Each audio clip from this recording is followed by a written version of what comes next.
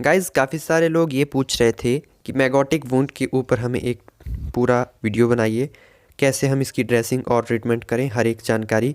तो आज इस तरह का केस हमें देखने को मिला है, तो आप इस वीडियो पर पूरा एंड तक यानी कि लास्ट तक बने रहिए और पूरा मैं आपको बताऊंगा कि कैसे इसकी ड्रेसिंग की गई, कौन कौन से इंजेक्शन मेडिसिन उपयोग में लाए गए और कितने दिनों का हमने इसमें ट्रीटमेंट किया है।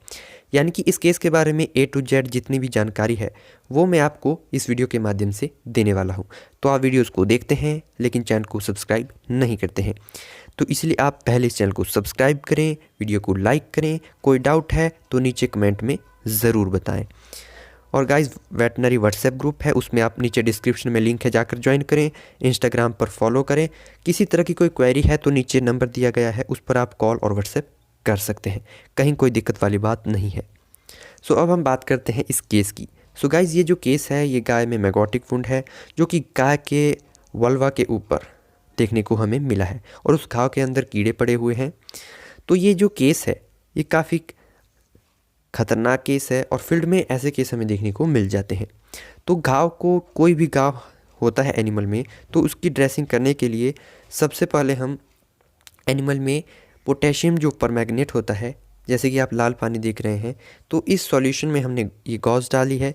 तो घाव को साफ़ करने के लिए जो है पोटेशियम परमैंगनेट का इस्तेमाल किया जाता है और घाव में हम तारपीन के तेल का भी इस्तेमाल कर सकते हैं, क्योंकि इसके अंदर जितने भी कीड़े पड़े होंगे, जब घाव के अंदर गॉज की सहायता से तारपीन के तेल को डाला जाएगा तो जो सारे कीड़े अंदर हैं वो मर जाएंगे और जो बाहर कीड़े होंगे वो गिर जाएंगे नीचे और जो अंदर हैं उनको हम फोर्सेप की सहायता से निकाल सकते हैं। तो यहाँ पर सबसे पहले हम पोटेशियम परमैंगनेट के द्वारा फोर्सेप की सहायता से और गॉज की मदद से इस घाव को अच्छी तरह से साफ़ कर लेंगे। ये साफ़ करना बहुत ही ज़्यादा ज़रूरी होता है। आप डायरेक्ट जो है इसमें तारपीन का तेल ना डालें, सबसे पहले पोटास के पानी से अच्छी तरह से घाव को साफ़ कर लें। अब दोस्तों यहाँ पर घाव को साफ़ कर रहे हैं तो मैं आपसे एक रिक्वेस्ट ये करना चाहता हूँ कि आपके पास एनिमल की कोई भी स्पीसीज़ है, चाहे वो डॉग है, कैट है, कैटल है, बुफेलो है, कोई भी स्पीसीज़ है, अगर आपको पशु के शरीर पर किसी भी प्रकार का कोई छोटा मोटा घाव, जख्म या चोट इस तरह की देखने को मिलती है जहाँ पर उसको कट लगा हुआ है, तो तुरंत से वहाँ पर ड्रेसिंग कीजिए। या आपके घर में कोई मलहम पड़ा हुआ है तो उस मलहम को वहाँ पे उपयोग में लाएं। अगर आप ऐसा नहीं करेंगे तो बाद में जब आप कुछ दिनों के बाद उस घाव को देखेंगे तो उस घाव में कीड़े पड़ जाएंगे और कीड़े पड़ने के बाद वो जो घाव है वो बहुत ज़्यादा बड़ा हो जाएगा, वहाँ की चमड़ी सड़ना शुरू हो जाएगी, पशु काफ़ी कमज़ोर हो जाएगा, वीकनेस पशु में आ जाएगी। और फिर एक दिन ऐसा आता है जब इसी छोटे से घाव की जब हम लापरवाही करते हैं, ड्रेसिंग नहीं करते हैं, तो फिर पशु की जान भी चली जाती है। तो इस बात का आपको ध्यान रखना है। और यहाँ पर अब हम टर्पेंटेन ऑयल का उपयोग कर रहे हैं, तारपीन के तेल का। तो इसको अब हम ये जो गाय के वल्वा में घाव हुआ है इसके अंदर अब इसको डालेंगे। तो जैसा कि मैंने आपको पहले बताया, इस घाव के अंदर जितने भी मैग्नेट्स होंगे वो धीरे धीरे मरना शुरू हो जाएंगे और जो कुछ एक बचेंगे उनको हम फोर्सेप की सहायता से बाहर निकाल लेंगे। ओके, तो गाइज़ इसको बहुत अधिक मात्रा में भी नहीं डालना है, जितनी रिक्वायरमेंट है उसी के हिसाब से भी जो तारपीन का तेल है वो हमें डालना होता है। और ये भी बात ध्यान रखनी होती है कि तारपीन के तेल को जो गाय है वो अपने मुंह से या अपनी जीभ से चाटे नहीं, वो दिक्कत का काम बन सकता है। अब गाइज़ यहाँ पे हमें एक और बात का भी ध्यान देने की ज़रूरत होती है। तो जो कुछ कीड़े हैं वो हमने यहाँ पे पहले निकाल लिए हैं, ये आप देख सकते हैं। तो इस तरह के मैग्नेट्स इस घाव के अंदर तक हैं। तो पशुपालक भाई ने हमें बताया है कि गाय में ये जो घाव हुआ है ये हुआ है कौवे की वजह से। कौवे ने यहाँ पे चोंच मारी है जिसकी वजह से जो घाव है वो काफ़ी ज़्यादा यहाँ पे हो गया है और काफ़ी अंदर तक जो है गड्ढा इसमें बना हुआ है और जो कीड़े हैं वो काफ़ी अंदर तक चले गए हैं।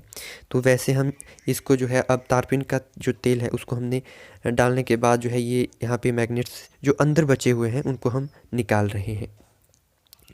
ओके गाइज़, तो अब हम जैसे ही हमने सारा जो है अपना ट्रीटमेंट ड्रेसिंग का कर लिया है, तो ये सब करने के बाद जो ताकि किसी भी प्रकार का गाय में इन्फेक्शन ना हो, तो उसके लिए जो विटाडीन का सॉल्यूशन आता है पोविडॉन आता है, आयोडीन आती है, उस सॉल्यूशन का हम यहाँ पर इस्तेमाल कर रहे हैं।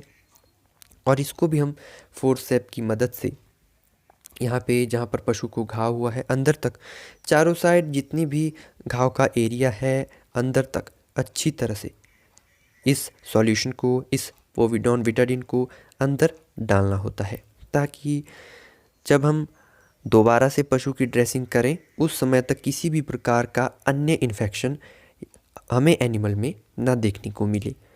ओके गाइस, तो ये जो ड्रेसिंग है ये लगातार हम एनिमल में 3 दिन तक करेंगे। और आगे मैं आपको इंजेक्शन भी बताऊंगा कि कौन कौन से इंजेक्शन एनिमल में उपयोग में किए जाते हैं अगर इस तरह की कंडीशन आपको पशु में देखने को मिलती है। ओके गाइस, तो जो इंजेक्शन है वो भी हम 3 दिन तक यहाँ पर इस्तेमाल में लाने वाले हैं, यानी कि इस गाय का हम लगातार 3 दिन तक ट्रीटमेंट करेंगे। ओके गाइस, तो अब यहाँ पर ये हमारा जो सॉल्यूशन का काम है विटाडिन पोविडॉन का वो भी ख़त्म हो गया है। ये जो दोस्तों वीडियो है ये लंबा क्यों है, इसमें मैं आपको एक एक जानकारी बिल्कुल डिटेल से बता रहा हूँ। अब ड्रेसिंग का काम लगभग कंप्लीट है। अब सिंपल से यहाँ पर हम एक स्प्रे आती है जो कि पशु में घाव में बहुत अच्छा इस स्प्रे का रिज़ल्ट है। तो डीमैग नाम से ये स्प्रे आती है, काफ़ी अच्छा इसका रिज़ल्ट है। तो इस स्प्रे का जो है हम यहाँ पर इस्तेमाल करने वाले हैं। तो अभी इस स्प्रे को हम यहाँ पे लगाने वाले हैं गाय के घाव में। और ये जो घाव है कहीं कोई दिक्कत वाली बात नहीं है, पशुपालक भाई को भी हमने बता दिया है कि कहीं कोई टेंशन लेने वाली बात नहीं है। इस घाव को जल्द ही रिकवर कर लिया जाएगा। और इनका ये मानना है कि पशु हीट में भी आने के चांसेस थे, पशु हीट में भी आ रहा है। तो हमने कहा कहीं कोई दिक्कत वाली बात नहीं है, 3-4 दिन में इसकी ट्रीटमेंट करेंगे तो एनिमल बिल्कुल रिकवर हो जाएगा। अब दोस्तों यहाँ पर एक बात ये भी है कि कौन कौन से इंजेक्शन यहाँ पे हम इस्तेमाल में ला सकते हैं। तो यहाँ पर हम सबसे पहले बात करते हैं एंटीबायोटिक के तौर पर। तो एंटीबायोटिक के तौर पर यहाँ पर हम स्ट्रेप्टोपेनिसिलिन यानी कि जो DCR आता है डाइक्रिस्टासिन, वो यहाँ पर हम इस्तेमाल में ले सकते हैं। यहाँ पर 2.5 ग्राम हम इस्तेमाल में लाने, जिसका कि उपयोग स्टीराइल वाटर के साथ किया जाता है। तो 3 दिन तक हम इसको डाइक्रिस्टासिन देंगे। इसके अलावा आप एंटीबायोटिक के तौर पर अन्य इंजेक्शन का भी इस्तेमाल कर सकते हैं। ऑक्सी का इस्तेमाल कर सकते हैं, एंड्रोफ्लॉक्सासिन का इस्तेमाल कर सकते हैं, सेफ्ट्रीजोन का कर सकते हैं, लेकिन जो डाइक्रिस्टासिन है वो इस केस में बहुत बेहतर रिज़ल्ट देता है।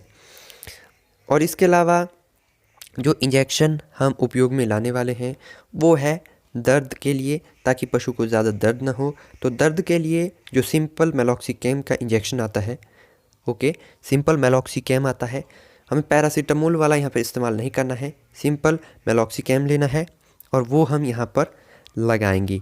इंट्रामस्कुलर रूट के द्वारा हम यहाँ पर लगाने वाले हैं। और जो हम यहाँ पे 15 ml इंट्रामस्कुलर लगाएंगे। और मेलॉक्सिकैम को भी हम 3 दिन तक यहाँ पर यूज़ में लाने वाले हैं। इसके अलावा एंटीहिस्टामाइन के तौर पर हम CPM उपयोग में लाने वाले हैं और CPM इसको 10 ml लगाएंगे। और CPM भी इसको इंट्रामस्कुलर रूट के द्वारा ही लगाएंगे, वो भी 3 दिन तक चलेगा। इसके साथ ही एनिमल में बेलामाइल या B complex with liver extract का इंजेक्शन आता है, वो भी हम यहाँ पे 10 ml लगातार 3 दिन तक देंगे, 3 दिन तक देंगे। और इंट्रामस्कुलर रूट के द्वारा डीप इंट्रामस्कुलर हम देंगे। ठीक है, तो गाइज़ ये जो पूरी ट्रीटमेंट है लगातार 3 दिन तक करेंगे और ड्रेसिंग भी 3 दिन तक करेंगे। तो कहीं आपका जो रिज़ल्ट है वो ख़राब नहीं होगा, ड्रेसिंग अच्छी तरह से करेंगे और 3 दिन तक की ट्रीटमेंट से एनिमल बिल्कुल रिकवर हो जाएगा। और ये जो ट्रीटमेंट है ये बिल्कुल लो प्राइस ट्रीटमेंट है और वैल्यू फॉर मनी रहेगा। ये जो ट्रीटमेंट है कहीं कोई दिक्कत या टेंशन लेने वाली बात नहीं है।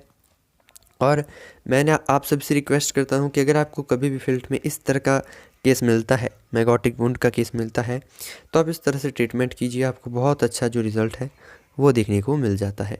और ये जो होता है, ये मैगोटिक वुंड पशु में कहीं भी हो सकता है। एक छोटे से घाव से लेकर ये जो कंडीशन है एनिमल में बड़ी बन जाती है। बाकी और पशु में कहीं कोई दिक्कत वाली बात नहीं है। तो इस तरह से आप इजीली ट्रीटमेंट करें। अगर आपको आज की वीडियो पसंद आई हो तो इस वीडियो को लाइक, शेयर और सब्सक्राइब ज़रूर कीजिएगा। धन्यवाद।